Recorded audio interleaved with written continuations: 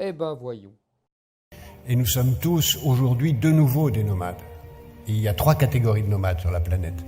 Il y a les nomades pauvres, ceux qui représentent 2 à 3 milliards d'habitants, peut-être même 4 ou 5 à l'échelle de la planète, qui se déplacent où ils peuvent, à l'intérieur des pays les plus pauvres ou des pays pauvres vers les pays les plus riches pour survivre, de la campagne vers la ville, vers les côtes ou vers l'Occident.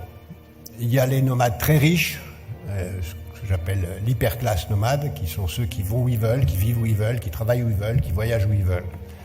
Et au milieu, il y a une classe intermédiaire qui constitue ce que j'appelle des nomades virtuels, c'est-à-dire des gens qui sont encore sédentaires, qui craignent terriblement de basculer dans la classe des nomades pauvres, qui espèrent, avec beaucoup d'illusions, devenir des nomades riches et qui voient le spectacle de l'un et de l'autre à la télévision. Et forcément, ces gens-là, qui sont les électeurs essentiels de nos démocraties, sont à la fois frustrés de ne pas être dans les nomades riches et terrifiés de devenir des nomades pauvres. Je m'explique. Ibn Khaldoun, historien, on dit qu'il a plus ou moins inventé la sociologie au XIVe siècle, et il réfléchit sur l'évolution de la société, et des sociétés, et des empires, comment les empires meurent. Vous savez, c'est depuis la chute de l'Empire romain, tout le monde réfléchit à comment les empires vivent et meurent.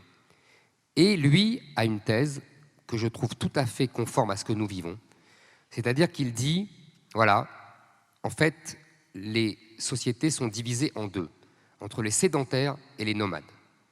Les sédentaires travaillent, payent des impôts, enrichissent la société, et il y a des nomades qui sont aux confins de la société et qui, dès que les sédentaires sont affaiblis, parce que la croissance, la prospérité, ça affaiblit, ça désarme, ça amollit, en profitent pour les attaquer et les voler, les piller, etc.